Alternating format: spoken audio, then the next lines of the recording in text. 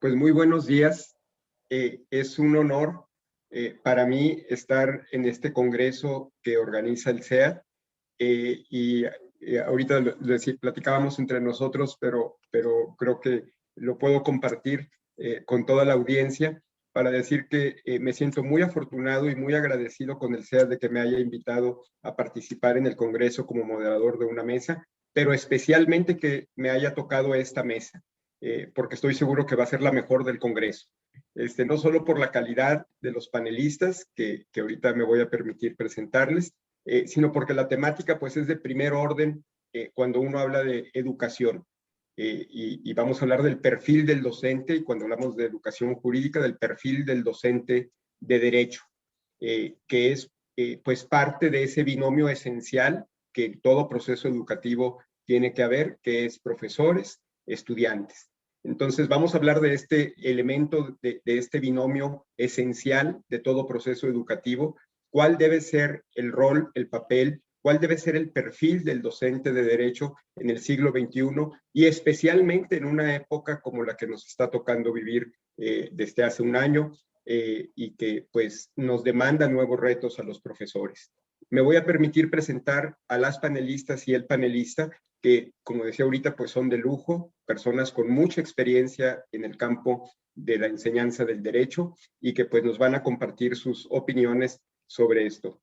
En primer término, presento a Andrea Pozas Loyo. Andrea es investigadora titular de tiempo completo del Instituto de Investigaciones Jurídicas de la UNAM. Es doctora por la Universidad de Nueva York y coordinadora de la línea de estudios empíricos del Derecho del Instituto de Investigaciones Jurídicas. Encabezó la jefatura del doctorado en Derecho de la misma institución. Ha sido profesora de posgrado en Derecho de la Facultad de Derecho y de la Facultad de Ciencias Políticas y Sociales de la UNAM, así como del Centro de Investigación y Docencia Económicas del CIDE y de Flasco, México. Sus temas de investigación son el cambio y la eficiencia constitucionales, la relación entre el derecho, las normas sociales y las prácticas organizacionales, el Poder Judicial Federal y la abogacía en México. Sus publicaciones han aparecido en prestigiosas revistas y editoriales internacionales como la Texas Law Review, Oxford University Press y Comparative Politics, y nacionales como la editorial del Instituto de Investigaciones Jurídicas, la UNAM, el Fondo de Cultura Económica, entre otras. Ha presentado su investigación por invitación en reconocidas instituciones nacionales e internacionales, como las universidades de Sao Paulo, de Stanford, de Texas en Austin, de Georgetown y de Brasilia, entre otras. Forma parte del Sistema Nacional de Investigadores y del PRIDE. Actualmente se encuentra realizando una investigación sobre la formación jurídica en México y su relación con la abogacía y el Poder Judicial Federal. Muchísimas gracias, Andrea, por estar aquí. María Mercedes Albornoz, muchas gracias también, del CIDE. Es profesora e investigadora titular de la División de Estudios Jurídicos del CIDE y miembro del Sistema Nacional de Investigadores con el nivel 2. Colabora con la Secretaría de Relaciones Exteriores como asesora externa ad honorem en materia de Derecho Internacional Privado. Obtuvo el doctorado de Estado y el diploma en estudios avanzados en Derecho Internacional Privado y del Comercio Internacional en la Universidad de París II, en Francia. Previamente se graduó como abogada en la Universidad Nacional del Litoral en Argentina y ha publicado y participado en diversos eventos académicos, tanto en México como en el extranjero. Muchísimas gracias también. Y Mario Alberto Cajas Sarria es el jefe de Departamento de Estudios Jurídicos de la Universidad ICESI, en donde también dirigió el programa de Derecho, la licenciatura, por 5 años, y es profesor de tiempo completo de esta misma universidad en Colombia. Es doctor en Derecho por la Universidad de los Andes, maestro en Derecho por la Universidad Nacional de Colombia y licenciado en Derecho por la Universidad de Cauca. Sus áreas de interés giran en torno al derecho constitucional, la historia del derecho y la historia de la justicia. Dentro de sus trabajos se encuentran los 2 tomos de la historia de la Corte Suprema de Justicia de Colombia, en el periodo 1886-1991, publicado por la Universidad de los Andes en el 2015. Muchísimas gracias también, Mario, por tu presencia. Y bueno, pues vamos a entrar en materia porque pues es un tema muy vasto. Tenemos un poco menos ya de hora y media para abarcar un tema que, como decía al principio, pues me parece que es fundamental en la enseñanza del derecho. Yo siempre he pensado que la enseñanza se da a partir de este binomio esencial entre los estudiantes y los profesores, esa relación insustituible. Pero una parte de ese binomio y una parte esencial sin la cual no se podría dar el proceso formativo, pues son los profesores. Los profesores de derecho tradicionalmente hemos estado enmarcados por una muy buena voluntad de ser profesores, de ser profesoras, de enseñar, pero no necesariamente hemos estado capacitados o hemos tenido el entrenamiento para poder hacer esto. Yo siempre que comienzo, tengo más de 35 años siendo profesor, aunque soy directivo de la Facultad Libre de Derecho, pero mi esencia es ser profesor. Tengo más de 35 años parándome frente a un grupo y siempre digo que el primer día de clase siento los mismos nervios que sentí la primera vez que me paré frente a un grupo. Porque me importa lo que hago, porque creo que cada grupo es un nuevo reto que se me presenta y porque, bueno, pues la formación como docente se ha ido desarrollando a partir de la experiencia.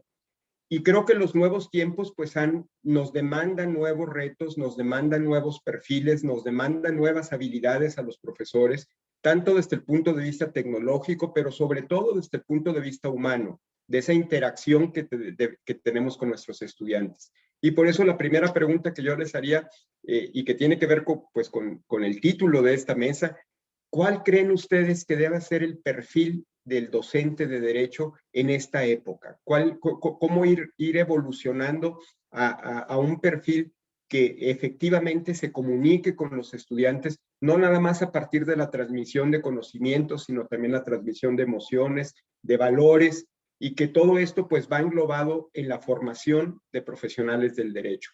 ¿Cuál creen ustedes que debiera ser ese perfil? ¿Cómo lo podríamos ir delineando? ¿Cómo lo podríamos dibujar?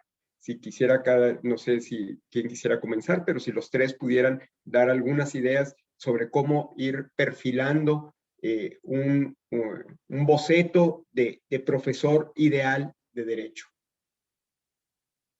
Está bien fácil la pregunta. Mis colegas, adelante. Si quieren puedo comenzar yo para Adelante. romper el hielo, quizás. Bueno, desde mi perspectiva, es obvio que las personas que se dedican a enseñar derecho en la actualidad enfrentamos retos día a día y más aún en el tiempo actual debido a la pandemia, ¿no? Pero si tuviéramos que imaginar el perfil ideal al que todos aspiramos a acercarnos, yo creo que empezaría por decir que es necesario tener conocimientos sólidos en la materia que se va a impartir. Quizás también es muy importante el rol el papel de la experiencia práctica, que el profesor tenga o haya tenido cierta experiencia profesional, pero ahí no deberíamos confundir experiencia profesional con litigio desde un despacho, es decir, el ámbito en el cual pueden desempeñarse los profesionales del derecho es mucho más amplio que el litigio. Y luego, en cuanto a las características personales, me parece que es muy importante que se trate de personas responsables, que respeten las opiniones diferentes, que tengan sentido de justicia al momento de tomar decisiones. También que sean capaces de observar, de percibir, de escuchar a sus alumnos, y que también sean capaces de analizar el contexto en el cual se inserta el curso que están dando. Por ejemplo, el contexto tanto social en general como de la institución en particular donde se está dando una clase. Y también me parece importante destacar la disposición a dar retroalimentación y a recibir retroalimentación, en el sentido de que todos podemos aprender de nuestros alumnos y también aprender de colegas. Entonces, que nadie se sienta dueño de la verdad absoluta, sino tratar de estar en una posición de humildad, se podría decir, para saber dar, pero también saber recibir inputs y trabajar con flexibilidad, responsabilidad. Esas serían las características que yo señalaría por ahora, como para empezar. Muy bien, esa es la ventaja de quien comienza, ¿verdad? Muy bien. Muchísimas gracias. Una enumeración muy, muy completa de cuáles podrían ser como las características ideales del profesor de Derecho. No sé, Andrea, si tú quisieras complementar alguna idea. Claro, bueno, yo creo que estoy totalmente de acuerdo con Mercedes. Yo quisiera, digamos, plantearlo en términos del tipo de habilidades que tendríamos que pensar para el docente, ¿no? Yo creo que estas habilidades tienen que ver con qué es lo que esperamos que se enseñe, ¿no? Y bueno, por un lado tenemos como algunas capacidades que queremos que nuestras alumnas y nuestros alumnos adquieran en términos epistémicos, ¿no? De conocimiento, pero también hay otras habilidades que también tiene que poder transmitir o enseñar el profesor o profesora, como decía Mercedes, que tienen que ver más con capacidades sociales y con capacidades, digamos, para internalizar normas éticas y profesionales, ¿no? Entonces es, digamos, lo que esperamos que el profesor dé es mucho. Y en ese sentido, digamos, este profesor ideal tendría, yo creo que tener algunas de las siguientes habilidades. Por ejemplo, creo que es muy importante que tenga la habilidad de, y esto lo mencionaba Mercedes, de, de investigar y de transmitir la capacidad de sembrar en los alumnos y alumnas la capacidad de aprender por sí mismos, de investigar. ¿Por qué? Porque el derecho está cambiando en nuestro país y en el mundo. Y lo que aprendemos hoy, probablemente el día de mañana sea superado. Entonces, nuestras alumnas tienen que aprender a aprender, tienen que aprender a investigar, tienen que aprender a identificar las fuentes fidedignas, confiables, tienen que aprender a investigar. Y todo esto lo tiene que saber el profesor para poder ejemplificarlo y también para incorporar, yo creo, digamos, actividades y formas en que los alumnos y las alumnas aprendan a tener una, digamos, una actitud no pasiva frente a los contenidos y al derecho, ¿no? Entonces, lograr, digamos, que sembrar en ellos una actitud, digamos, una actitud no pasiva, no de quien recibe, sino quien también es capaz de producir conocimiento por sí mismo. Otra cosa que yo creo que es muy importante es la capacidad crítica, ¿no? Que sea un profesor que logre sembrar capacidad crítica en los alumnos, y esto requiere muchas habilidades. Creo que tiene que ver mucho con lo que decía Mercedes también, de, por un lado, generar un ambiente en donde las alumnas y los alumnos se sientan libres para expresarse, para expresar desacuerdos, para expresar preguntas, ¿no? Y también que tenga el profesor, y esto yo sí creo que es muy importante y que no es común, digamos, en la visión tradicional del docente en derecho, que tenga la capacidad para tener una perspectiva externa del derecho. Es decir, que pueda decir, esto es el conocimiento de mi materia, pero también podemos salirnos de la perspectiva interna del abogado, la abogada, y ver al derecho desde una perspectiva crítica. Y para esto yo creo que sirve mucho, por ejemplo, las fuentes comparadas, las fuentes históricas, ¿no? Porque nos permiten tener una actitud crítica frente al contenido que estamos, digamos, adquiriendo. Y yo creo que esto es muy importante. Creo que también otra cosa que es fundamental es que se aprenda el profesor emule, porque yo creo que mucho de lo que los alumnos y las alumnas aprenden es a través del ejercicio, de cómo se ejerce, ¿no? Entonces, los profesores somos también ejemplo. Entonces, si nosotros somos respetuosos y respetuosas con las alumnas, estamos enseñándoles a ser respetuosos. Si generamos crítica respetuosa y aprendemos a recibir y digamos, emulamos el recibir crítica respetuosa, es muy importante. Entonces, yo creo que, por ejemplo, ejercicios como hacer que los alumnos lean y se critiquen mutuamente de una forma respetuosa es muy importante.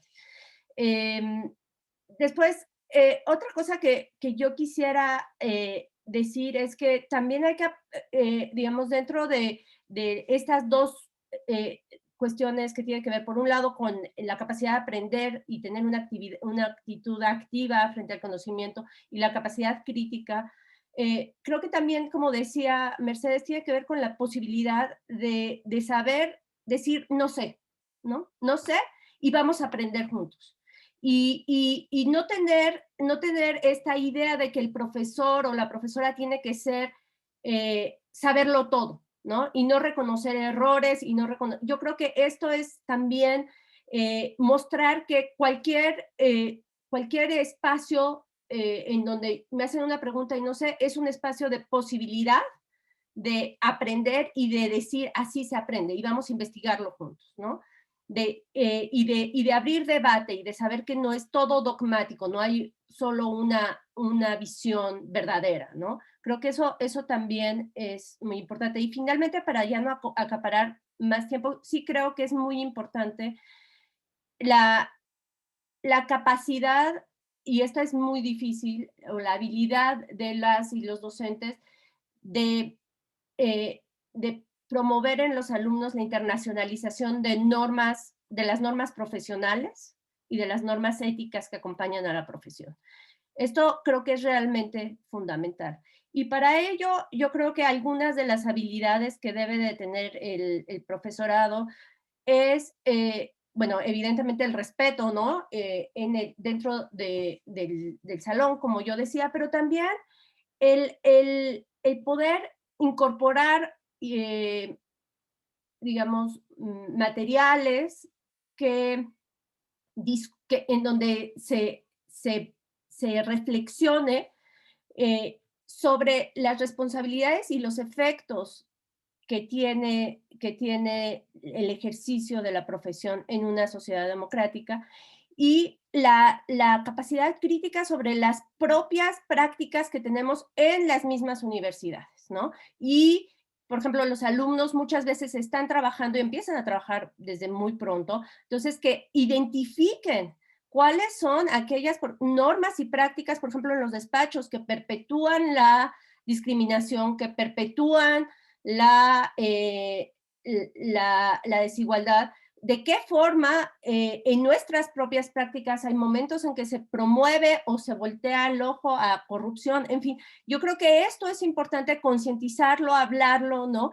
Yo hace poco hacíamos una encuesta en despachos y me impresionaba cómo, por ejemplo, cuando a los hombres y a las mujeres se les hacían las preguntas sobre género y discriminación de género, los porcentajes de hombres que decían que no había prácticamente problema eran altísimos, ¿no? Y había como una falta de concientización de las prácticas, de prácticas tales como, por ejemplo, reuniones informales en donde solamente van hombres, ¿no? Y donde se toman decisiones fundamentales de trabajo. Y este tipo de falta de conciencia de las prácticas creo que es el mecanismo que perpetúa el tipo de normas y de prácticas que tenemos contra las que tenemos que levantarnos, y esto se aprende también, esta actitud crítica y esta visión sobre cómo podemos cambiar las normas, yo creo que se aprende también en el espacio, digamos, de estudio, en los salones, etcétera, ¿no? Entonces, por ejemplo, el concientizar las prácticas de discriminación de género en nuestras propias universidades, creo que es muy importante. Entonces, y esto tiene que ver con con el saber que el derecho cumple una función social muy importante y que la internalización de las normas de nuestra profesión es fundamental.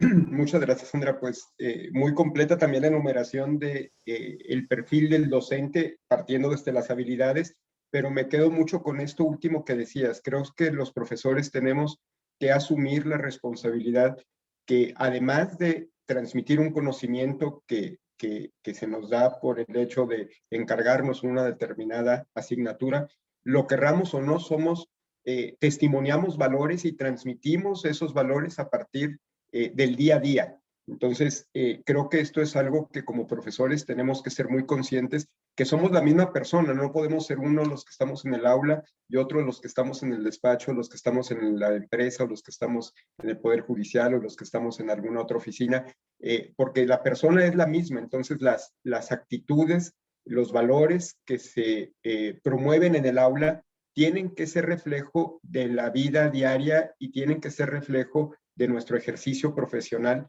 porque si no, pues esa incongruencia es la peor enseñanza que podemos transmitir a nuestros alumnos. Y no podemos dividir, bueno, pues es que una cosa es mi práctica profesional y otra cosa es mi clase, y aquí en el aula soy muy bueno y soy muy honesto y soy muy abierto, etcétera, pero no corresponde eso con el testimonio que en la práctica profesional sucede, y pues eso sería como la peor antítesis del profesor, creo yo.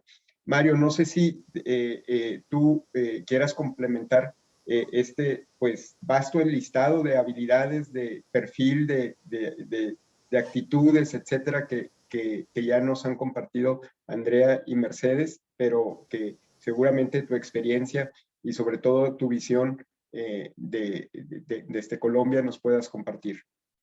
Bueno, muchas gracias en primer lugar a la organización del Congreso por la invitación, al profesor José, y un gusto estar aquí con Andrea y Mercedes compartiendo este panel. Me han dejado muy poco para decir en la línea en que lo han hecho, además lo han hecho muy bien y con precisión, y comparto las preocupaciones por ese perfil ideal, y creo que muchas de nuestras universidades están intentando apuntarle a ese ideal. Entonces quisiera más bien referirme en esta línea. Y es una de las principales dificultades que se enfrenta uno cuando tiene algún tipo de responsabilidad de gestión académica, es que hay unas asimetrías entre el profesor de planta con dedicación exclusiva de tiempo completo y el profesor hora cátedra. Entonces a veces pensamos ese perfil ideal para el profesor de tiempo completo, que tiene los tiempos para investigar, que está dedicado a la docencia, que tiene los tiempos para formarse como docente, que tiene la posibilidad de acceder a capacitación, etcétera. Y el reto grande es que la gran mayoría de universidades, sobre todo en especial las privadas, si se quieren, en América Latina, dependen de las vinculaciones de profesores hora cátedra, profesores y profesoras hora cátedra que dictan su curso, y entonces el reto es lograr enganchar de mejor manera a este equipo docente, y creo que el reto entonces está en la posibilidad de ofrecerles las oportunidades de llegar a ese perfil ideal, porque todos y todas tienen las condiciones, pero hay que dar herramientas para llegar allá. Creo que ese es un reto importante para ese perfil ideal. Pensarlo entonces, pensar que el equipo de docentes que se tiene requiere distintos acompañamientos y distintas herramientas. Hablo un poco en el caso de nuestra universidad, que hace rato pues tiene un centro de recursos de educación y aprendizaje que trabaja todo el tiempo en mejorar las competencias pedagógicas del equipo docente, y es interesante ver cómo encuentra uno en los docentes hora cátedra un apetito, unas ganas por formarse, por perfeccionar su docencia. Y entonces yo aquí insistiría en la necesidad de que el equipo docente, de que los y las docentes tengan capacidad y tengan sobre todo una actitud para aprender. No solo para aprender más sobre el derecho, para profundizar sus conocimientos y competencias jurídicas, sino lo pedagógico. Y lo pedagógico que cada vez con mayor fuerza está ligado a lo emocional. Entonces, no es solamente entrenarse en cómo manejar el tiempo en el aula, en manejar las actividades en el aula, en propiciar la discusión, en propiciar el debate. Para eso hay una serie de herramientas y técnicas que hace bastante tiempo pues, se han venido diseñando en distintos espacios.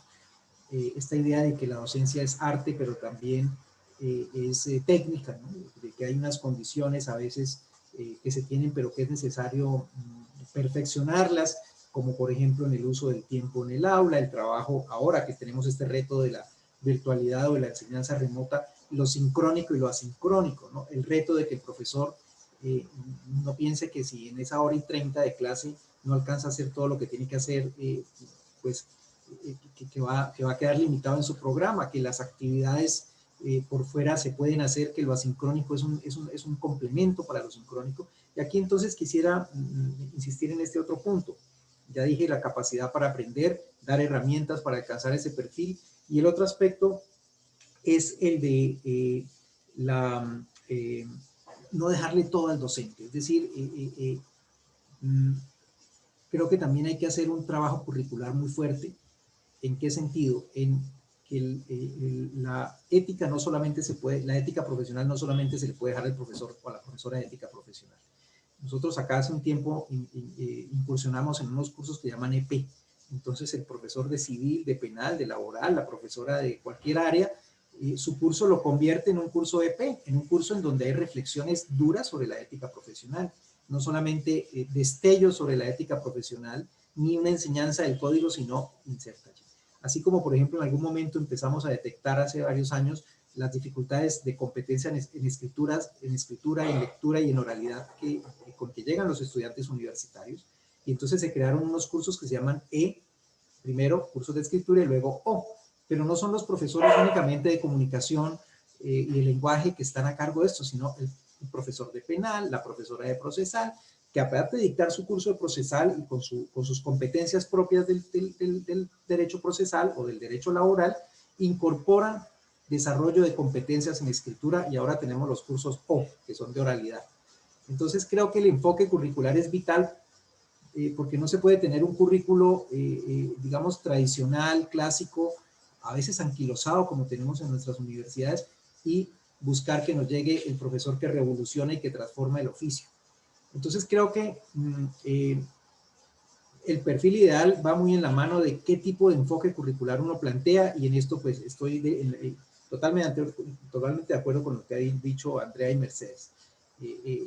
La manera como han dibujado, como han perfilado ese docente o esa docente ideal, sin duda corresponde a un currículo transformador y transformado. Y volvemos sobre esta idea de que el proceso pedagógico depende de estudiantes, de docentes y de una buena estructura curricular. Es decir, se necesita partitura, se necesita intérpretes, ¿cierto? Para lograr el sonido ideal, lo que uno está logrando.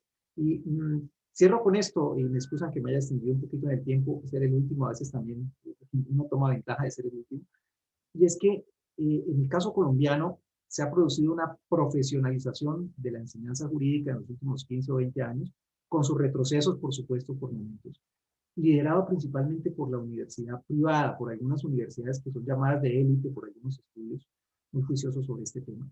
Y esto también ha devenido en que tengamos unas universidades privadas, pocas, diría que no más de 10, que han logrado cada vez más acercarse al perfil ideal de docente, con estructuras curriculares transformadoras y demás, pero que solo llegan a una población estudiantil muy pequeña. Y esto nos genera unas asimetrías y unas brechas tremendas, tremendas con respecto al grueso de la matrícula universitaria en Derecho. Y creo que esa es una de las dificultades grandes que tenemos, porque luego esta enseñanza de élite pues llegará a 1000 o a 2000 de los 10.000 o 20.000 juristas que van a ejercer en la calle, que van a las calles. No hay que olvidar que independiente de cualquier proceso, por benéfico, por provechoso, por sofisticado que sea, termina en un estudiante o en una estudiante, abogado o abogada, que va a la calle, que va a prestar un servicio, que se va a insertar en el mundo laboral, y que van a llegar con unas brechas. El que llega como resultado de este perfil ideal y el que llega como un resultado del perfil que se puede. Esa profesionalización ha demandado, a mi modo de ver, una mayor responsabilidad del equipo docente en la gestión académica. Gestionar un curso hoy es distinto a hace 10 años. Con la virtualidad sin duda más, ¿no? El seguimiento se ha incrementado, la evaluación se ha incrementado. Hace una década no hablábamos de rúbricas de evaluación. Hoy hablamos de rúbricas de evaluación. Hace una década no hablábamos de objetivos de formación ni de resultados de aprendizaje. Hoy hablamos de eso. ¿Quién es el agente encargado, por decirlo de alguna manera, el agente encargado de ese oficio? El docente o la docente. Entonces, aparte de que tiene que transformar su ejercicio pedagógico y de formarse, tiene que tener competencias de gestión académica. Y ese es un asunto que no es fácil de lograr y que además demanda tiempos.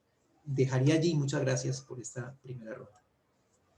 Muchas gracias, pues muy interesante, Mario. Recordaba que ayer vi por ahí en redes sociales a un profesor que decía que le encantaba ser profesor, pero que luego se le quitaba cuando se acordaba que tenía que revisar trabajos y pasar calificaciones.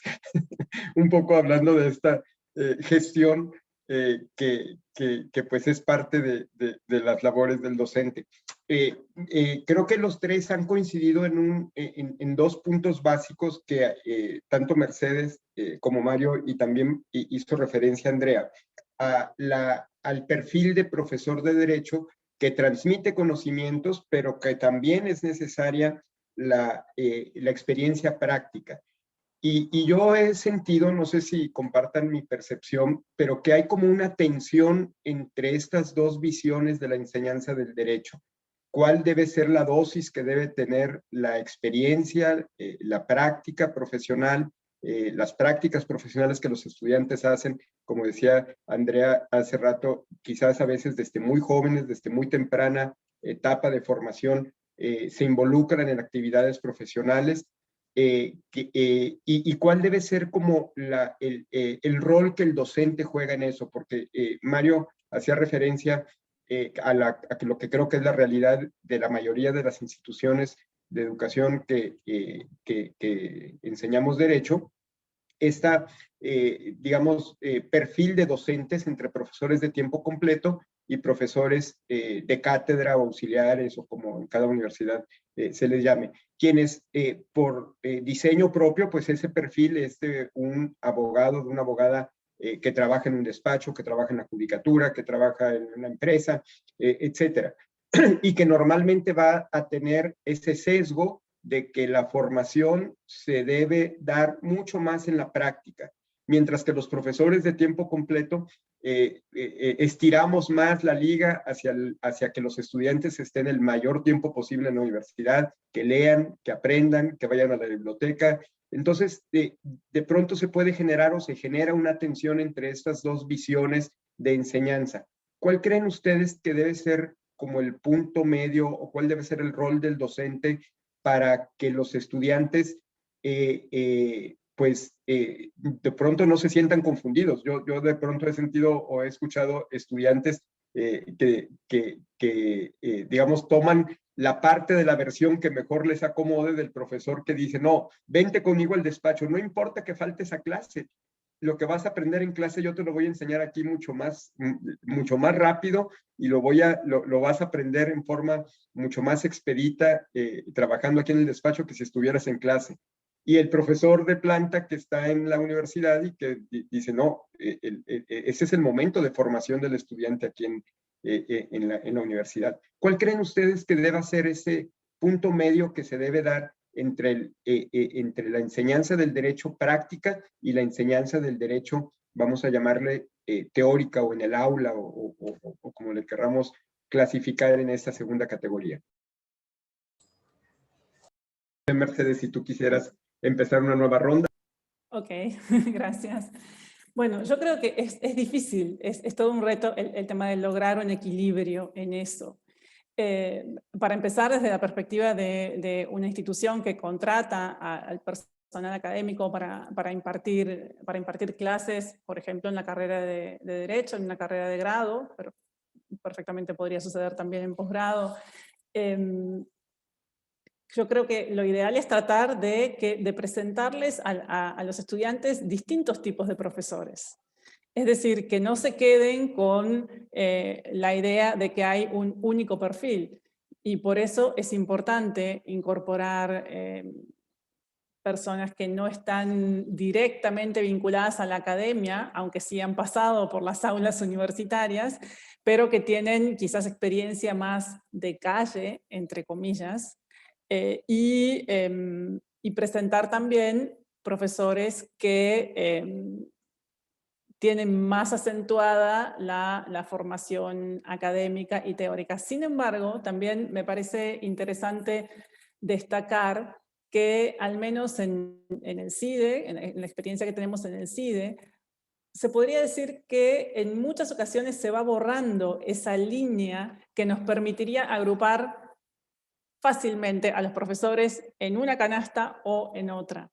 Y, por ejemplo, muchos de los profesores de planta están involucrados además en algunas actividades de práctica profesional, y práctica profesional entendida en sentido amplio, no solamente, no solamente pensando en quienes litigan, sino en quienes asesoran o que de repente colaboran en proyectos de consultoría con ONGs o con el mismo gobierno, o con organismos internacionales. Entonces, esa diversidad de perfiles de los profesores me parece que enriquece la perspectiva que pueden tener los alumnos. Y por otro lado, también creo que se podría sacar, así como para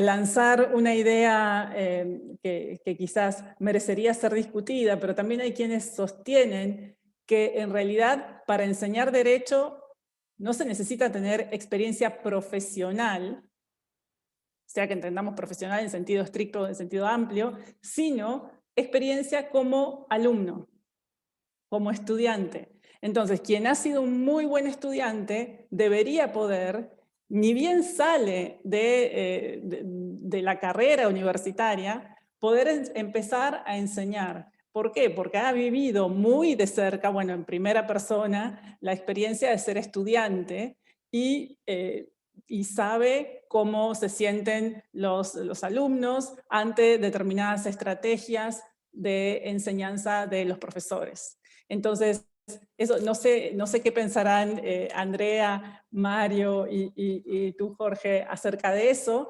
pero creo que es algo para tener en cuenta, ¿no? Y si se incorporaran, a veces sucede, se incorporaran docentes con ese perfil, también se favorecería tener una relación de mayor cercanía generacional entre estudiantes y profesores.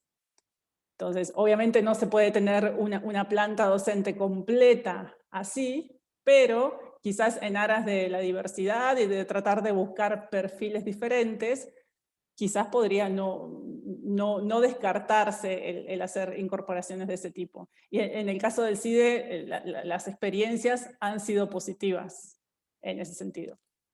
Gracias.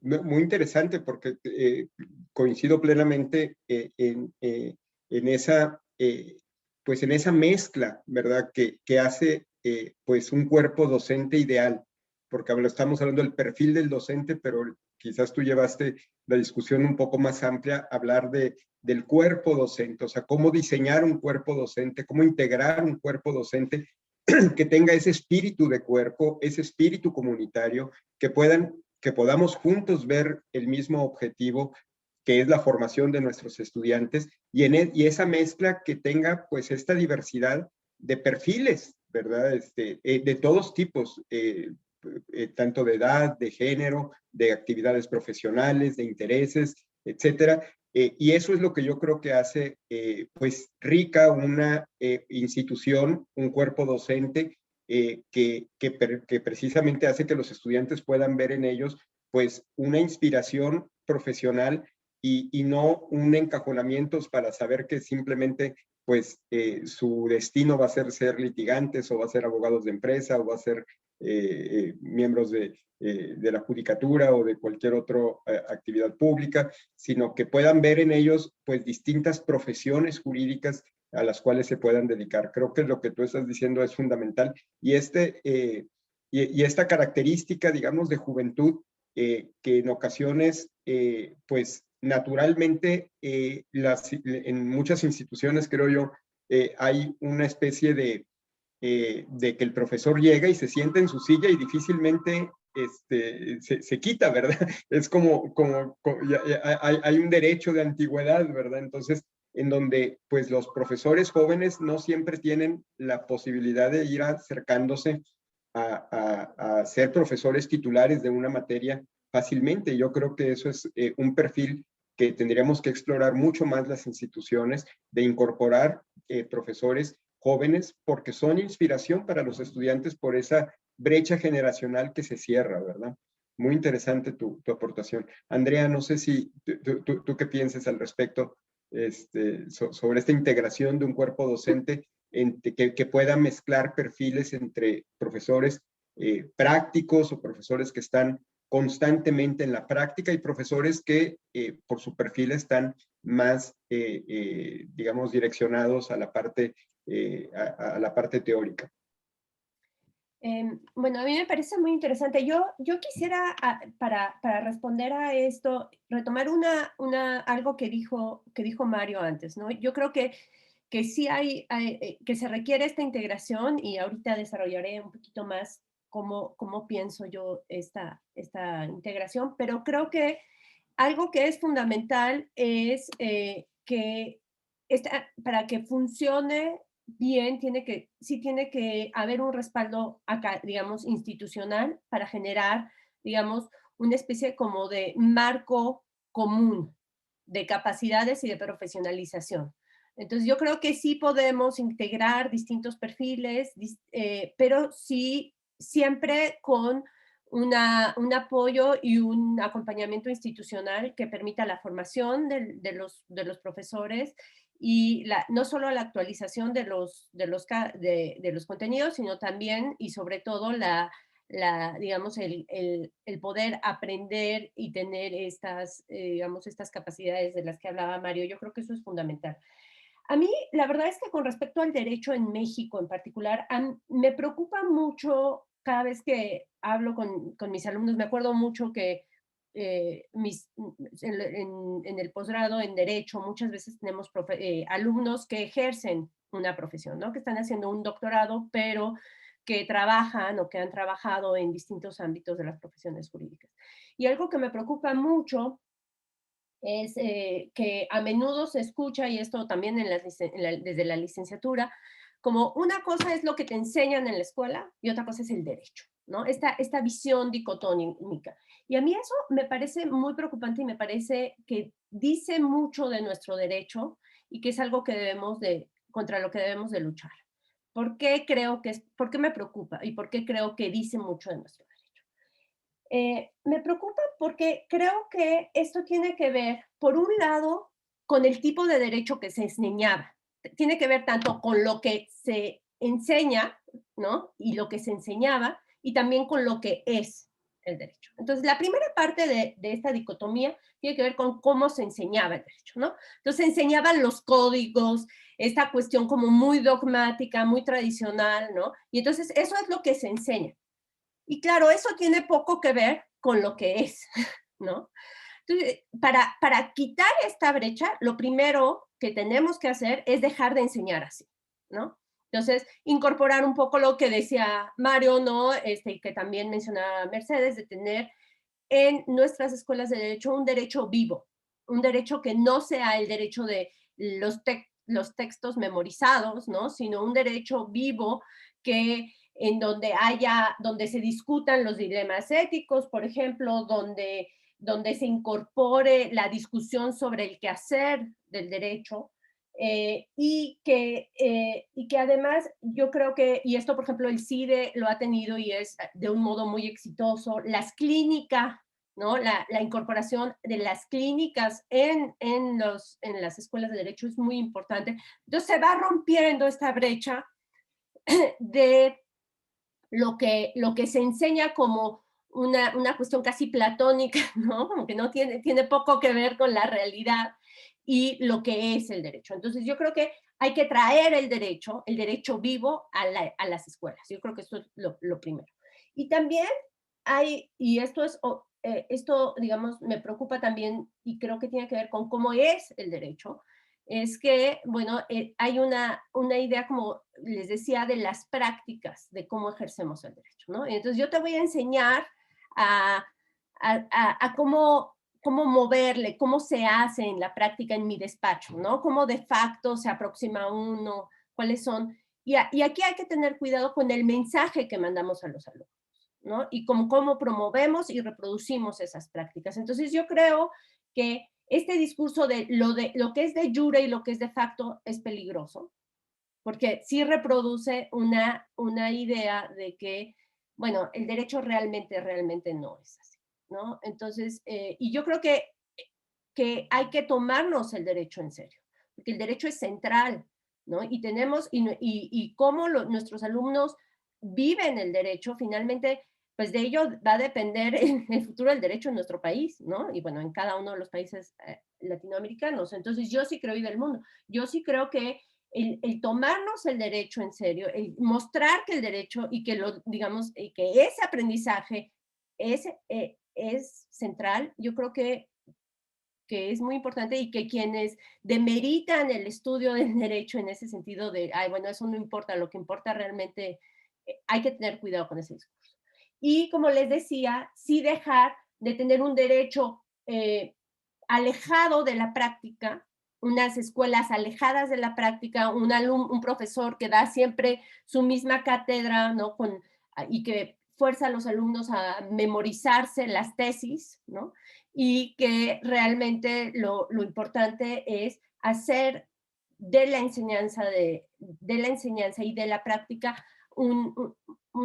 digamos, un todo más integrado, ¿no? Un derecho vivo, que nuestras universidades no tengan un derecho que parezca lejano y poco relevante para el abogado. En el momento en que nuestra enseñanza es poco relevante, tenemos un problema en nuestra enseñanza y tendríamos que estar muy preocupados si la percepción es que lo que se enseña en los salones no sirve, ¿no?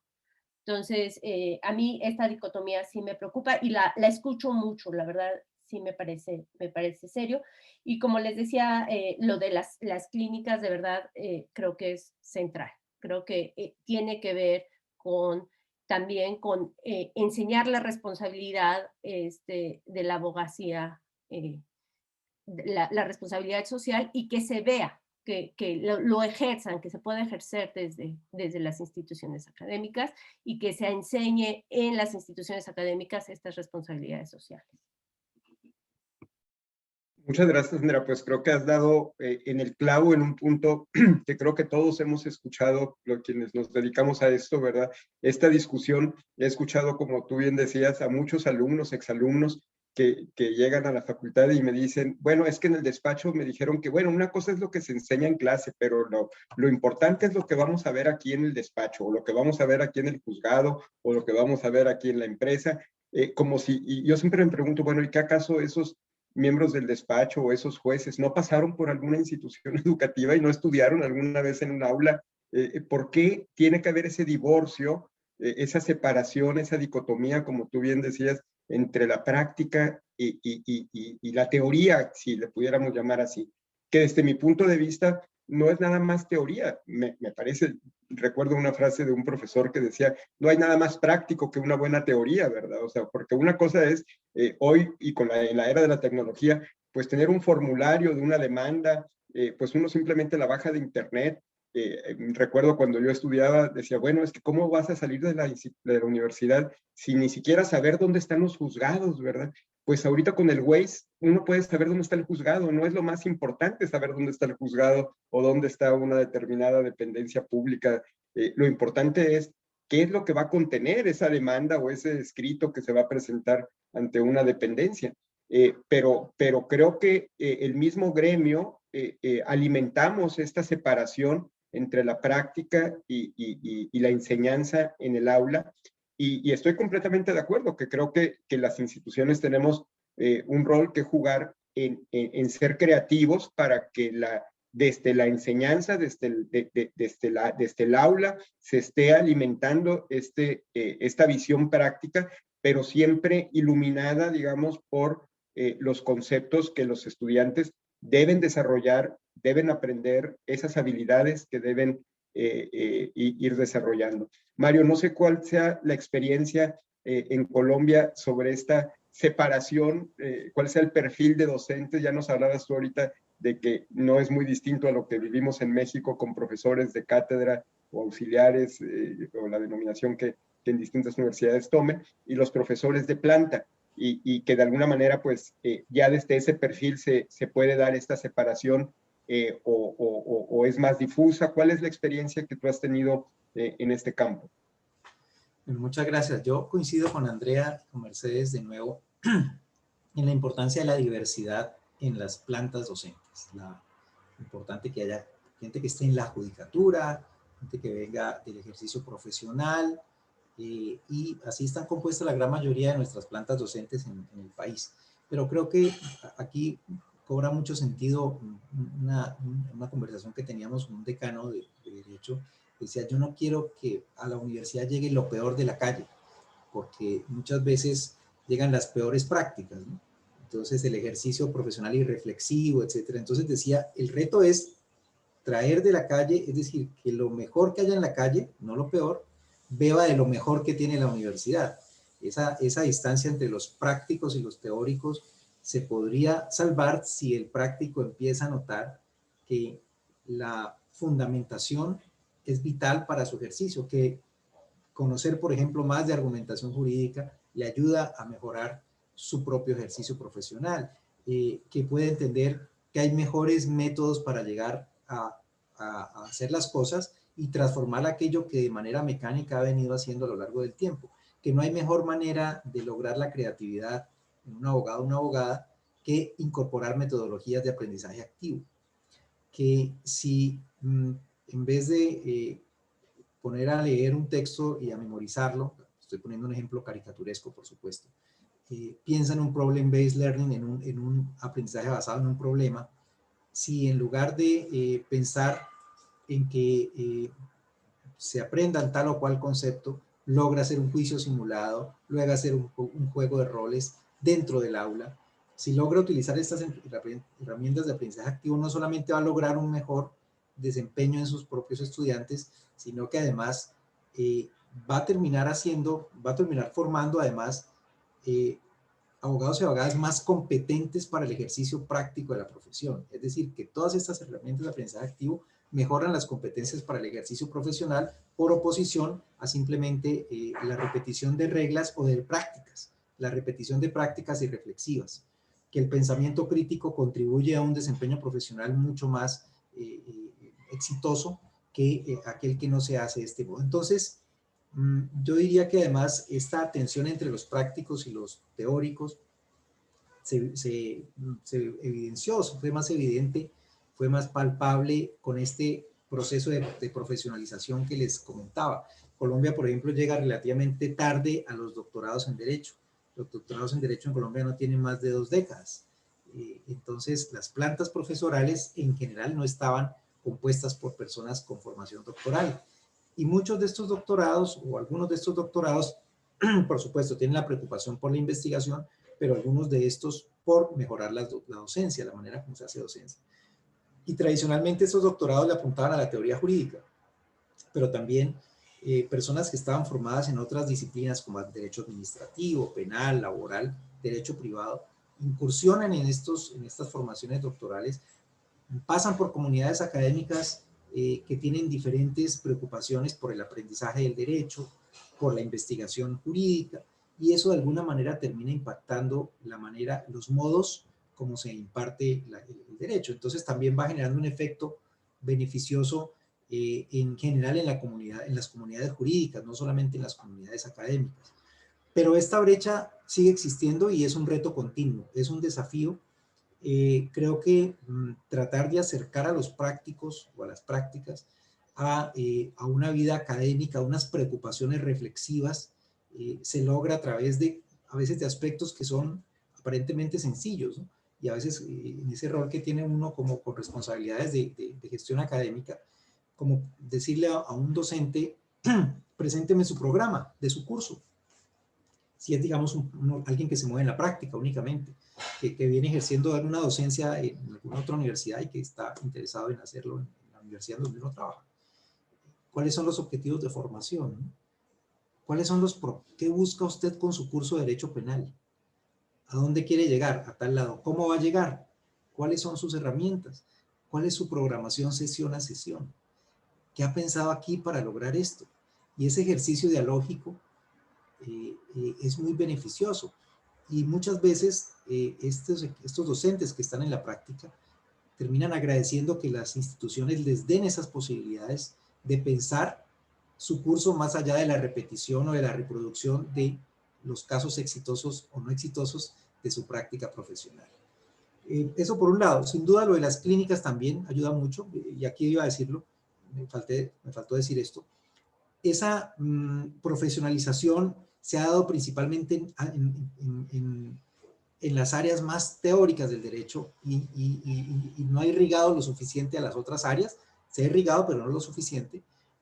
Creo que también ha forzado a que las personas que estaban tradicionalmente en estas áreas, entre comillas, teóricas, modifiquen sus metodologías de aprendizaje, sus modos como se aprende, hacia mayores simulaciones, hacia mayores preocupaciones por la realidad del derecho, más preocupados por un derecho en contexto y menos un derecho en los libros, y eso creo que ha producido el efecto benéfico de que aquellas áreas que tradicionalmente eran consideradas más teóricas necesariamente hayan dado un vuelco hacia simulaciones que acercan más a la práctica.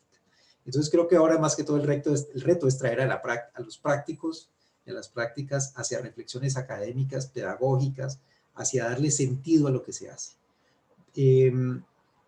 Los consultorios jurídicos que existen en el caso colombiano en los últimos semestres, que es una asistencia jurídica gratuita, un servicio social obligatorio que cumplen los y las estudiantes, sin duda es benéfico. Sin embargo, en muchas de nuestras universidades el consultorio es un pasar por la práctica sin mucha reflexión. No hay una inversión muy fuerte en la capacitación de este equipo de asesores para que sean docentes, que piensen la práctica, pero que reflexionen sobre la disciplina.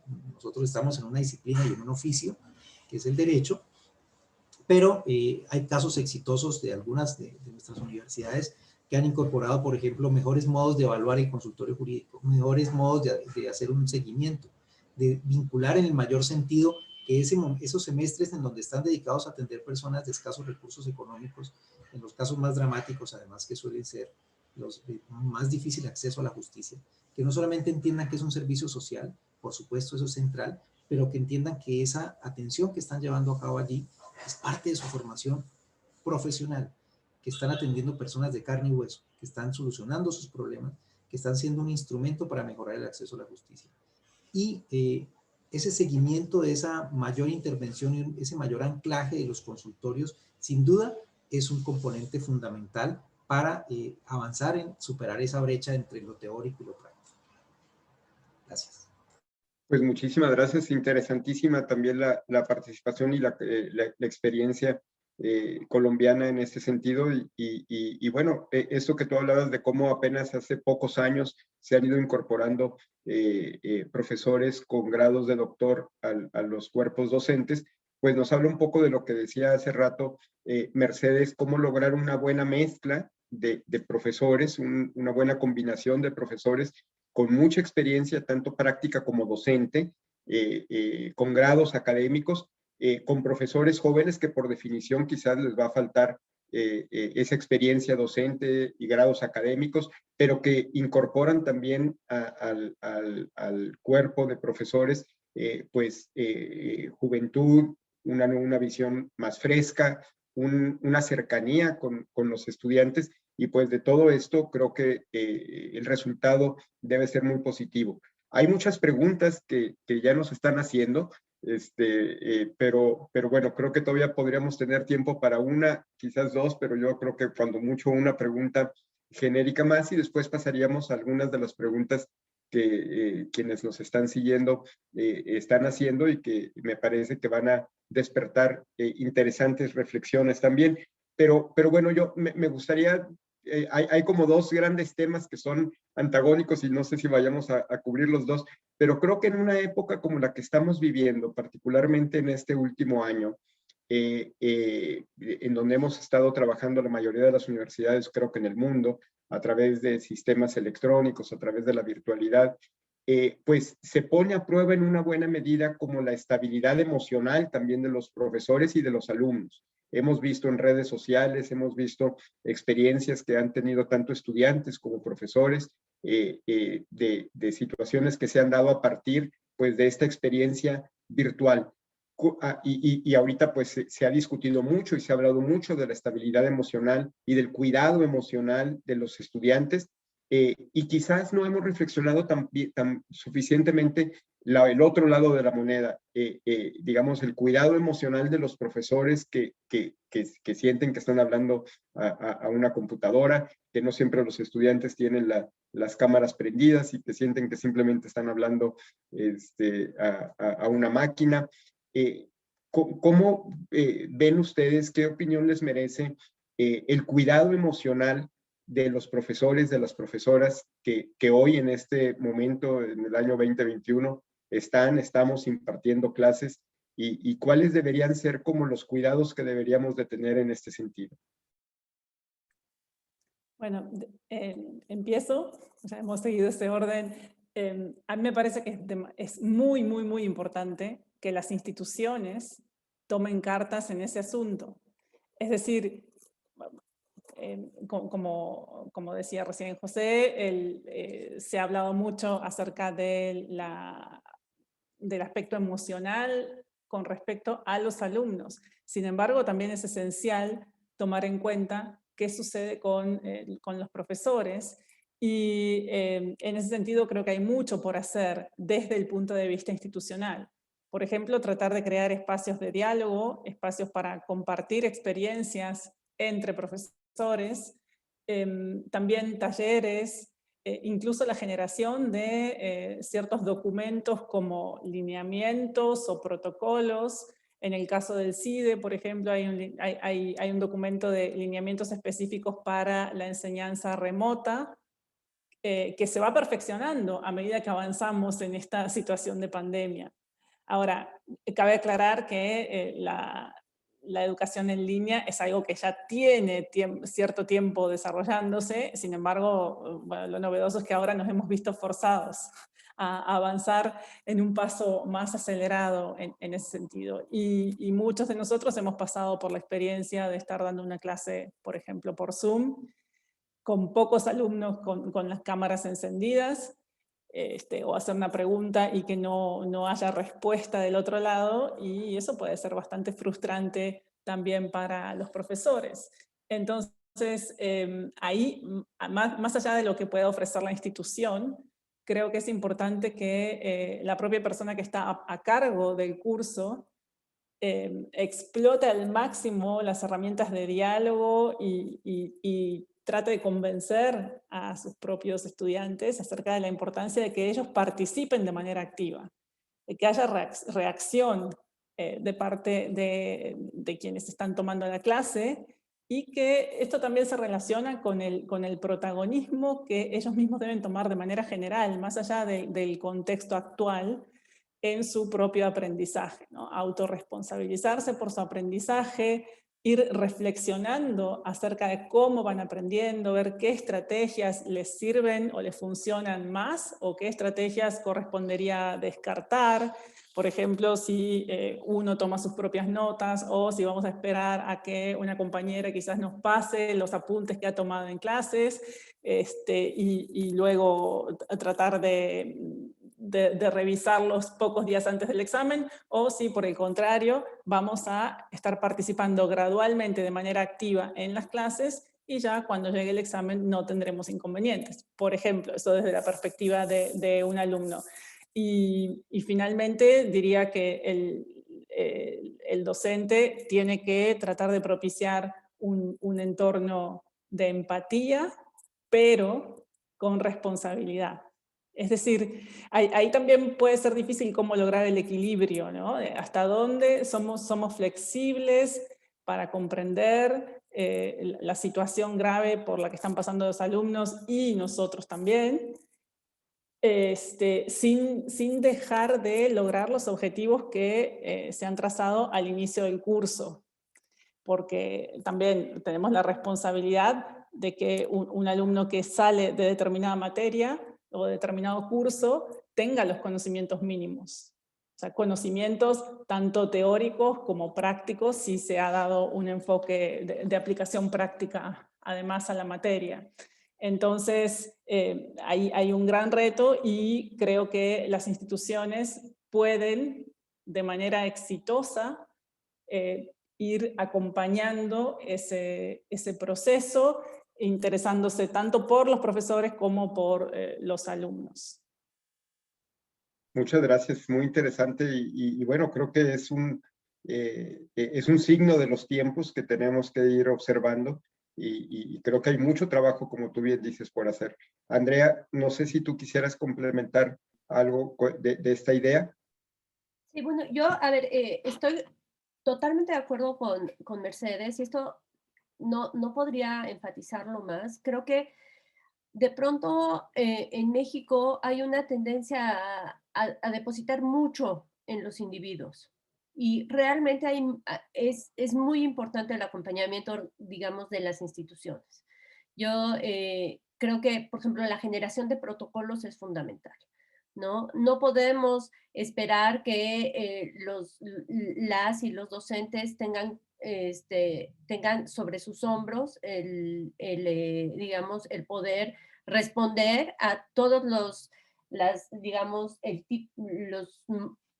las situaciones súper complejas que enfrentamos ahora y en general, ¿no? Entonces, por ejemplo, tener protocolos claros sobre, por ejemplo, violencia de género es muy importante, muy importante, porque muchas veces son situaciones muy complejas en donde no se sabe cómo reaccionar y es demasiado pedirle al docente que además tenga como sobre sus hombros la respuesta a este tipo de situaciones. Entonces yo creo que el docente se le protege, nos protege mucho el que las instituciones tengan protocolos claros y que tengan, que dentro de la organización exista espacios con especialistas, ¿no? Yo realmente, cuando estudié en la Universidad de Nueva York, a mí me parecía que lo que era excesivo era la cantidad de cosas que había, ¿no?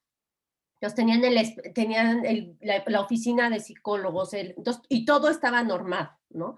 Y a mí me parecía a veces como demasiado pesado.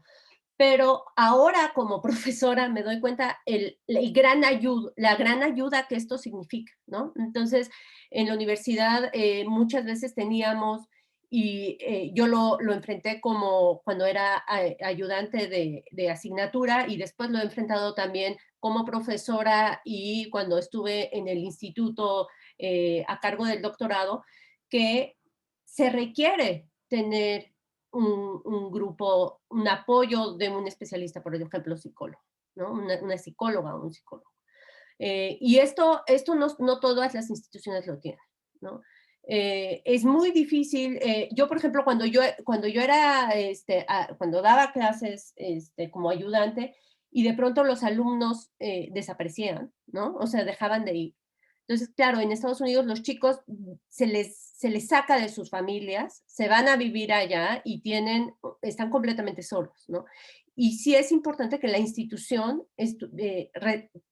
responda y tenga modos de responder. Los profesores tenemos que ser empáticos, tenemos que ser abiertos, tenemos que promover la discusión y de problemas psicológicos, ¿no? Tenemos que quitar los tabúes sobre las enfermedades psicológicas, tanto para nuestros alumnos como para nosotros, pero tampoco podemos hacerlo todo sin el apoyo de las instituciones. Entonces, los protocolos, las normas, el que haya una oficina de gente especializada que pueda dar respaldo para problemas psicológicos y emocionales. Yo creo que eso es fundamental y la verdad es que desafortunadamente no es común en todas las instituciones de enseñanza del derecho, ¿no? Entonces yo sí creo que debe de haber también, como decía Mercedes, promoverse espacios donde se pueda hablar y sesiones donde se puede hablar de, por ejemplo, la ansiedad, la depresión,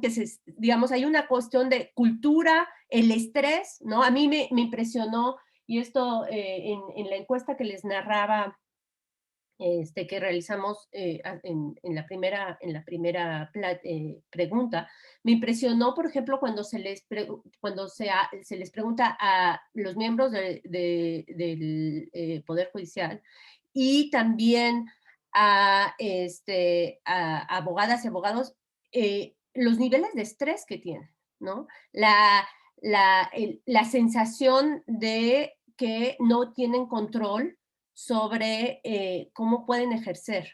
Hay un requerimiento profesional impresionante y se reproduce en las escuelas también. Entonces, yo sí creo que muchas veces hay una falta de cultura digamos, psicológica, y creo que se tiene que promover la inteligencia emocional en nuestras instituciones y que esto no sale de la nada. Esto requiere pláticas, esto requiere oficinas de especialistas, esto requiere protocolos claros, es decir, hay todo un andamiaje de las instituciones que las instituciones tienen que procurar y que van a procurar en la medida en que consideren que es importante. Y yo sí considero que es algo fundamental, porque la salud psicológica de los profesores y profesoras y de las alumnas y los alumnos es central. Si no lo tenemos, si no tenemos esto, no podemos tener una buena formación y no podemos construir todo lo demás de lo que hemos estado hablando. Entonces, yo la verdad es que sí considero que es en muchos casos un pendiente. Sé que no es fácil, sé que se requiere de recursos, pero también es cierto que tampoco es tan difícil, ¿no? Y lo digo, por ejemplo, en mi propia institución, creo que es algo que está pendiente, que se ha promovido y que se han hecho muchas cosas, que estamos mucho mejor de cómo estábamos, por ejemplo, en la creación de los protocolos de género, que se ha hecho un esfuerzo, pero que estamos lejos del ideal al que debemos de aspirar. Muchas gracias, pues interesantísima la reflexión sobre un punto que es toral, ¿verdad? Porque hablamos de técnicas, hablamos de tecnología, hablamos de didáctica, hablamos de muchas cosas para el perfil del docente, pero pues tenemos que partir de esa esencia humana del docente, y una parte de esa esencia pues está en ese cuidado emocional de los profesores, de las profesoras que damos clase, y que pues que somos seres humanos y que como tales pues tenemos emociones y que como tales tenemos que tener ese cuidado para poder hacer mejor nuestro trabajo. Mario, no sé cuál haya sido la experiencia en tu país en ese tema, particularmente yo lo enfocaba en este año, pero creo que el tema puede ser más amplio, pero sobre todo ahorita que este tema de la virtualidad pues ha hecho y ha provocado en muchas ocasiones, yo diría, sobrereacciones ante determinadas circunstancias. Ahorita Mercedes nos narraba lo que yo creo que todos los profesores, todas las profesoras vivimos todos los días cuando lanzamos una pregunta, no recibimos respuesta, vemos nada más una foto, quizás el nombre, por ahí de repente alguna cámara encendida. Y bueno, eso en ocasiones ha provocado ya y ha trascendido en redes, etcétera, como en algunos casos provoca sobrereacciones de los profesores que se ven frustrados ante esa situación. No sé cuál haya sido tu experiencia. Muchas gracias. Sí, coincido como lo he hecho durante todo el panel con mis colegas.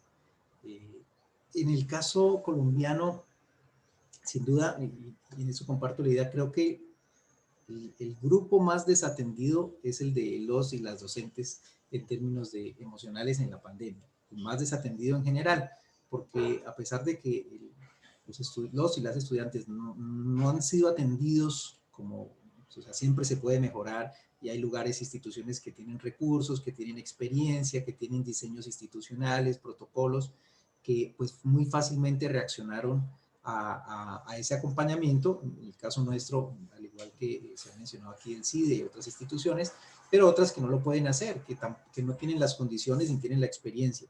Y con mayor razón en el caso del equipo docente, ese es el que queda más desatendido, dado que si hay foco, si acaso hay foco, es en el estudiantado y no en el equipo docente. Y a veces pensamos que su condición de adultos, de experiencia profesional, de ser su oficio de toda la vida, pues que son de acero, más o menos, que son efecto teflón y que pueden reaccionar y ser empáticos y que la actividad debe continuar independiente de sus dolores físicos o emocionales. Digo físicos porque también hemos visto casos de colegas que tienen problemas con su espalda, que tienen problemas musculares, venían de dictar toda la vida clases de pie y de un momento a otro los sentamos a dictar clase 1 hora y media, 2 horas, qué sé yo, y esto también afecta la manera como, si no tienen en sus casas unas disposiciones ergonómicas como las tienen en sus oficinas, en la universidad, en sus salones de clase, bueno, en fin, es un cambio también de los elementos que tienen a su disposición. Pero creo que en lo emocional, hablando de docentes, aquí ya se ha hablado principalmente de las rutas en materia de estudiantes, creo que allí hay mucho por hacer, pero también se pueden hacer pequeñas cosas. A veces esperamos que haya un gran plan de acompañamiento, pero se pueden hacer pequeñas cosas, como por ejemplo llegar a acuerdos mínimos en las distintas unidades académicas. Por ejemplo, en términos de mayores apoyos, de mayor acompañamiento. A veces una llamada a un colega para ver cómo va el curso, cómo van las cosas, tener más facilidad, tener los oídos más atentos y los ojos más atentos a las necesidades que tienen los colegas cuando se tienen, por ejemplo, coordinaciones académicas, jefaturas de direcciones, etcétera. En esta temporada de pandemia y de confinamientos que tuvimos, sin duda, hay que tener todos los canales abiertos y dispuestos, desde grupos de WhatsApp, por sencillo que parezca, el teléfono, el correo, tener la posibilidad de intercambios por videoconferencia, que el equipo sienta que está ahí alguien para acompañar, no necesariamente un acompañamiento emocional especializado que lo pueden ofrecer las distintas unidades de psicología, de bienestar que hay en las instituciones, sino de las personas que tienen a cargo toma de decisiones tan sencilla como preguntas como esta: ¿qué hago porque mis estudiantes no se conectan? ¿No es cierto? Entonces, pues hay que mirar si hay dificultades de conectividad, o puede ser que hay un problema con la sesión de clase, de pronto hay que trabajar más lo asincrónico que lo sincrónico. Acá, por ejemplo, en algunas instituciones se tomaron decisiones sobre la duración de las clases. Una de las principales tensiones era, la gente decía, si yo tenía 30 horas de clase en mi curso, yo quiero que me den las mismas 30 horas por Zoom, ¿no?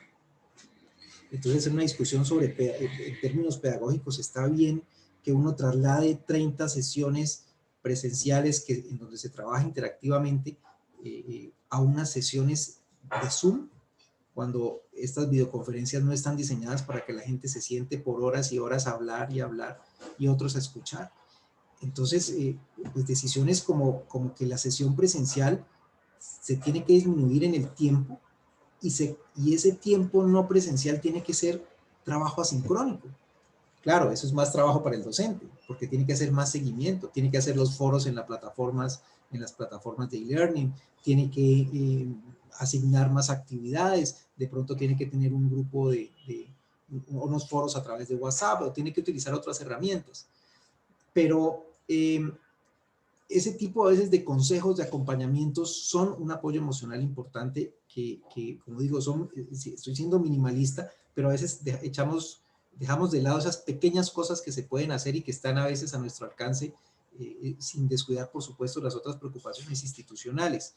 Y yo quisiera dejar aquí, hacer esta mención, y es que una experiencia que tuvimos en varias universidades, en la nuestra en especial, y en el caso de Derecho en particular, fue la gran creatividad que desplegaron nuestros y nuestras colegas durante la pandemia. Casi que de inmediato, no solamente se volcaron a hacer los distintos cursos de capacitación en modalidad remota, es decir, la gente ávida por saber, tener herramientas para poder hacer mejor las cosas, sino también que empezaron a implementar cosas que tradicionalmente no hacían, desde cosas tan sencillas como crear grupos de WhatsApp con los estudiantes, que generaron una cercanía, una interacción que no estaba dentro de nuestro radar, activar más los foros, tener incluso algunos profesoras que no estaban muy adecuados a utilizar redes y a utilizar mecanismos de video, audio, se volcaron incluso a hacer algún tipo de intervenciones en canales de YouTube para tratar de acercarse más al estudiantado.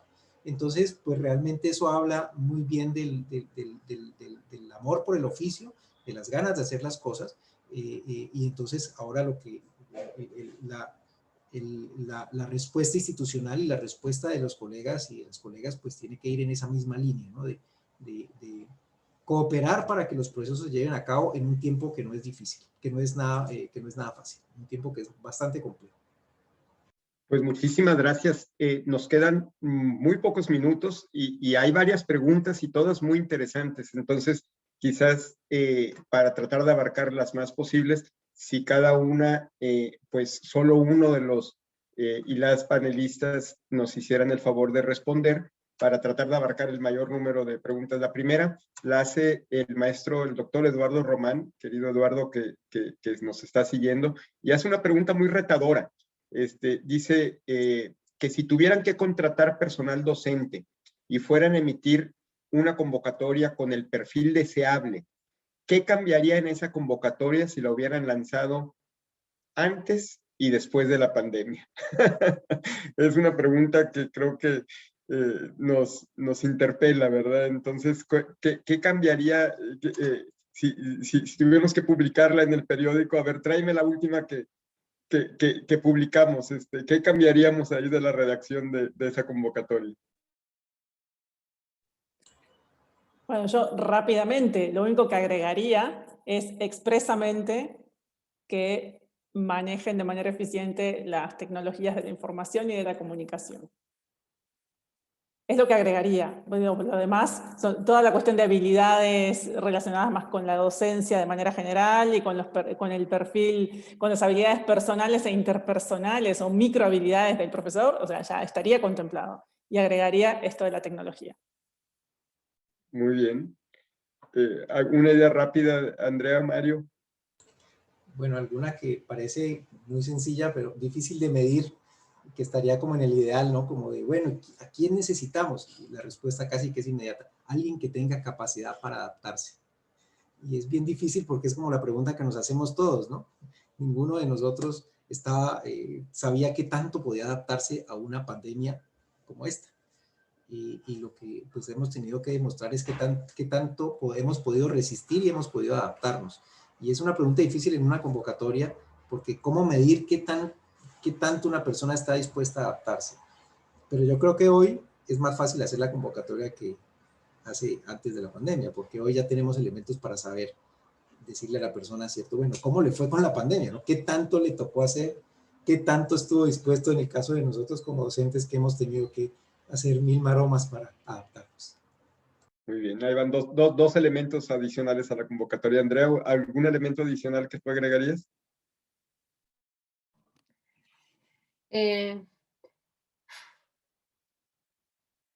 No sé, además de la flexibilidad, es que la flexibilidad toma mucho, no sé. Supongo que algo que creo que sí sería importante es, pero no sé si sería algo nuevo, porque probablemente lo que requeriría previamente, pero sí creo que tiene que ser una gente que tenga unas como capacidad de comunicación impresionante, digamos que tenga capacidad, sí, experiencia en comunicación, y la verdad es que el énfasis en la comunicación creo que en este periodo ha sido particular, pero yo creo que eso es algo que tiene que estar siempre presente. Entonces no creo que sería una cosa que sería, no, yo realmente no se me ocurre algo más que la técnica y la capacidad de adaptación, porque en la capacidad de adaptación va todo, yo supongo. No tengo mucho más que agregar. Muy bien, no, pues muy interesante. Ya tenemos dos elementos para agregar a la última convocatoria que hizo cualquier institución. Nos hace otra pregunta María Rebeca Magdaleno Silvan. Dice, ¿cómo se puede transformar la visión de las instituciones educativas para la contratación o incluso la actualización de profesores con gran experiencia en el derecho en nuevas técnicas de enseñanza como lo es el e-learning? Cómo transformar la visión de las instituciones educativas para la contratación de profesores, para la actualización de profesores. Quizás la pregunta va más encaminada pues a esto que ustedes muy bien refirieron a la función que tienen las instituciones en la capacitación, el desarrollo de habilidades. No sé si alguien quiera complementar las ideas que ustedes expusieron en las preguntas anteriores. Pues yo creo que algo que, digamos, que todas las instituciones, todos nosotros hemos tenido que incorporar ha sido el tener el tratar de tener una cartelera, ¿no? Un menú de educación continua para los docentes. En el instituto hemos, digamos, se han dado muchísimas clases desde cómo utilizar las distintas plataformas hasta pues, digamos, el envío eficaz, el saber, por ejemplo, utilizar, estábamos muy acostumbrados a ir a las bibliotecas, entonces no todo el mundo sabía utilizar muy bien todas las bases de datos electrónicas, entonces aprender a hacer uso de mucho mayor, digamos, de modo mucho más eficaz de las bases de datos electrónicas y todos los recursos tecnológicos. Entonces, lo que en el instituto se hizo fue tener con ayuda de educación continua un menú y muchas veces grabado que también al que se podía acceder en cualquier momento para tener flexibilidad, pero sí creo que las instituciones, digamos, tienen que al menos incorporar como recursos para que los docentes podamos aprender y adquirir nuevas capacidades que nos permitan, digamos, enfrentar esta nueva circunstancia. Muy bien, hay una pregunta aquí, perdón que te interrumpa, Mario, pero nos quedan 4 minutitos y quedan varias preguntas, y me parece que hay una que puede cerrar muy bien este panel, porque me parece que nos confronta otra vez con la realidad, particularmente de la enseñanza del derecho en México. Y voy a tratar de agrupar 2 de las preguntas en una sola, porque creo que se relacionan. En México, no te escuchamos. Perdón, decía que voy a tratar de agrupar 2 preguntas que me parece que son esenciales y que nos confrontan con la realidad de la enseñanza del derecho en México. En México, como saben, hay muchísimas escuelas de derecho, y 2 de las preguntas se relacionan en el sentido, ¿cómo garantizar que, a pesar de las distintas realidades sociales, económicas, geográficas, incluso en donde se ubican las distintas escuelas de derecho, cómo asegurar estrategias que puedan de alguna manera homogeneizar un nivel básico de habilidades, de perfil de docentes, de técnicas de enseñanza? ¿Qué ideas podríamos generar como para tratar de igualar, de homogeneizar la enseñanza del derecho a pesar de la gran diversidad de instituciones que existen en ese país? Pues bueno, nada sencillo tampoco. Tomo aquí la palabra, aunque la pregunta estaba más enfocada a México, pero no es muy diferente la realidad de nuestros países como Colombia y otros de América Latina. Diría esto, creo que hay que hacerse varias preguntas. La primera es, ¿cómo aprende la gente? Si uno se hace esa pregunta que parece tan sencilla, ¿cómo se aprende el derecho? ¿Cuál es la manera de aprender el derecho? De ahí en adelante salen las distintas herramientas de aprendizaje que uno puede diseñar. Lo otro es establecer cuáles son esas competencias mínimas del oficio, pensado, por ejemplo, en la solución de problemas jurídicos, en la toma de decisiones que tienes, en la preocupación por lo público. ¿Cuál es el centro de aquellas competencias que uno considera que son mínimas para el ejercicio de las distintas subprofesiones que tiene el derecho? Yo creo que con esas 2 preguntas, y vendría la otra que probablemente es la más gruesa, es ¿cómo se entiende el derecho? ¿Cuál es la comprensión del derecho? Si es un derecho más o menos contextualizado, más o menos interdisciplinar. Y yo creo que esos elementos dan una idea sobre la orientación curricular, sobre el tipo de docente que uno está buscando, sobre el tipo de herramientas que uno está utilizando para llegar a qué propósitos, a esos propósitos que son esas competencias que va a evaluar o esos resultados de formación que se van a evaluar.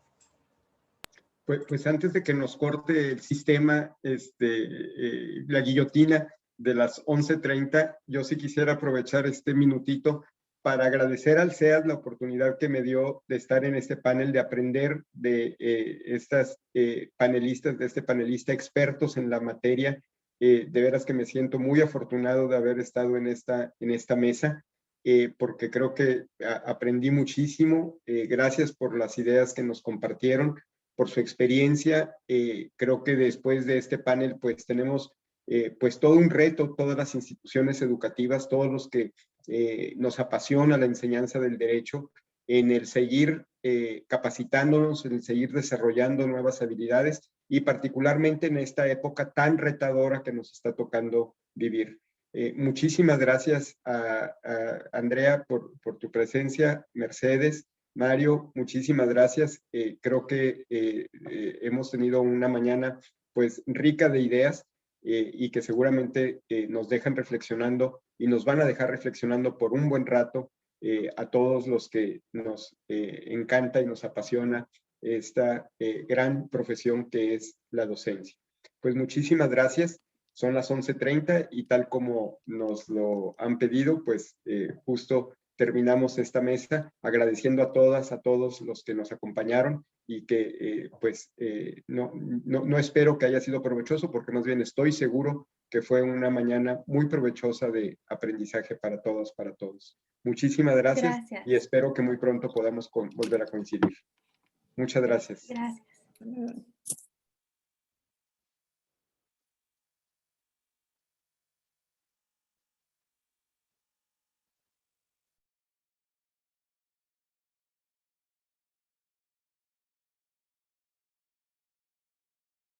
María José, ¿ustedes van a cerrar la conversación? Sí, estamos en eso.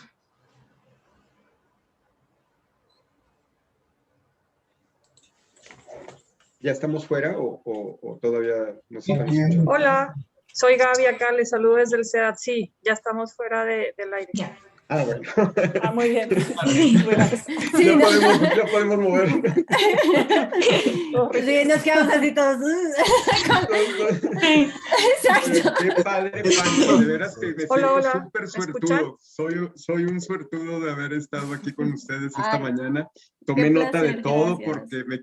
porque me dejan pensando, me dejan reflexionando, me dejan mucha tarea como profesor, como directivo, así es que de veras que les agradezco muchísimo sus ideas y al SEAD, por supuesto, haberme invitado a moderar este panel de lujo. Sí, mil gracias, de verdad. Gracias a todas y todos. A ustedes muchas gracias. Me excusan que yo respondí la última pregunta y creo que era para una pregunta muy mexicana, pero pensé que quedaba alguno. No, es que creo que enriquece la visión desde fuera.